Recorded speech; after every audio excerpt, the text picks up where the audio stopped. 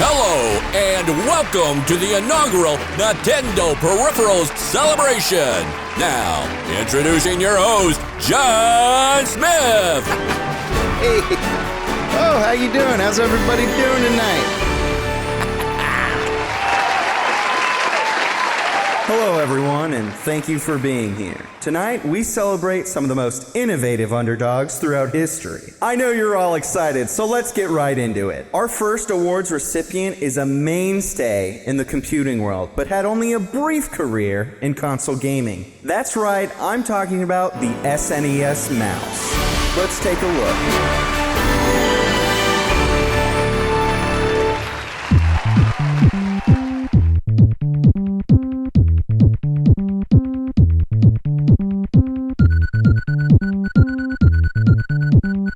What the hell is this? Mouse. When I was 4 years old, my grandmother bought us a Super Nintendo and kept it at her house to trick us into going over there. We only had a handful of games, and one of them was Mario Paint. I had yet to learn the concept of a mouse pad, so instead, I used my knee. I spent hours clicking around that game, accomplishing little to nothing. I can still vividly remember the fly swatting game. It was the first time in my short life where I experienced pure, unadulterated anxiety. With the mouse on my knee, it was near impossible to swat all the flies, and the thumping music raised my little heart rate to dangerous levels. Mario Paint was truly an innovative product. From a full-on music suite to an animator, the potential for creative expression through a video game was unparalleled. Sadly, most developers outright ignored the SNES mouse. Few games utilized it, and those that did, well, they were mostly hot garbage. One standout is Eye of the Beholder, a PC port of a Dungeons & Dragons RPG. That one game was fairly alright. Everything else was, as I said previously, hot garbage.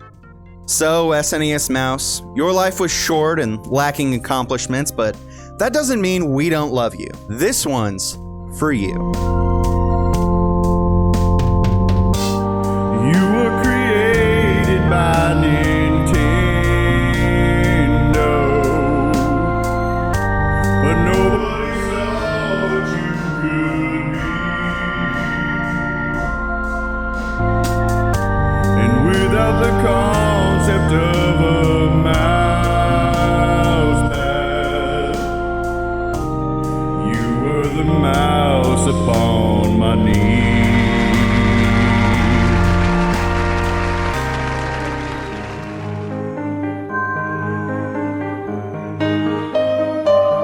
The DS camera made use of the Game Boy Advance cartridge slot on the Nintendo DS, providing the handheld console with camera capabilities. Despite the potential for this device, only 2 games were released that utilized it. One of those games was, simply titled, Face Training, Facial Exercises to Strengthen and Relax from Fumiko Inudo. As you can see, it worked wonders on the facial muscles. Wow, my face couldn't feel better. So relaxed yet so trained. I feel like I could make any facial expression that exists. DS camera, your treatment from developers was unforgivable. For today, there's a camera on everything. You were the first, and that's an undeniable fact. You deserved better. So here's to you, DS camera. And now, a quick word from our sponsors.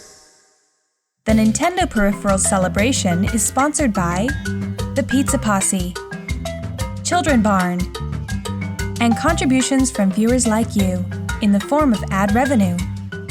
Come on down, it's a hoot and holler all year round at the Children Barn. I promise you will not die. We got food, we got games, we got a donkey that loves to drink. Into the History Zone, hosted by Miss Gilly, the talking guillotine. Watch your fingers! So come on down, kids, there ain't nothing to fear. Parents get in free, but there is a 5-drink minimum. Children Barn, you'll never leave.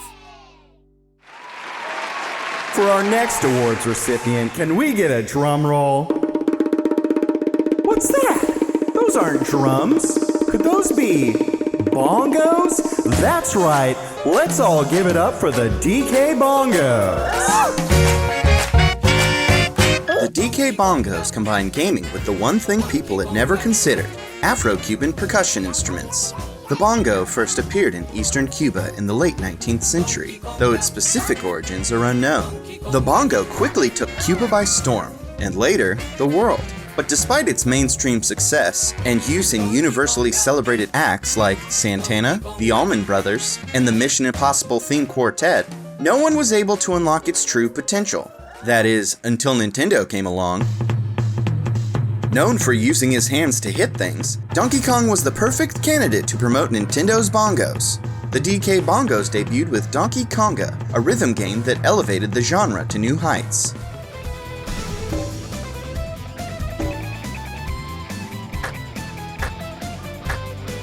A year later, Nintendo doubled down on the DK Bongos, showcasing the controller's diversity in the form of a platformer titled Donkey Kong Jungle Beat. With only 2 bongo inputs and a microphone to detect claps, Nintendo proved once again that less is more. If male, it is suggested you find a surface to rest the bongos on. Using your lap is less than ideal. God. With critical acclaim and record-breaking sales, the DK Bongos' future looked bright. But sometimes, life has other plans. In February of 2005, Donkey Kong, Cranky Kong, and Chunky Kong were formally indicted for large-scale accounting fraud in relation to the American energy company Enron.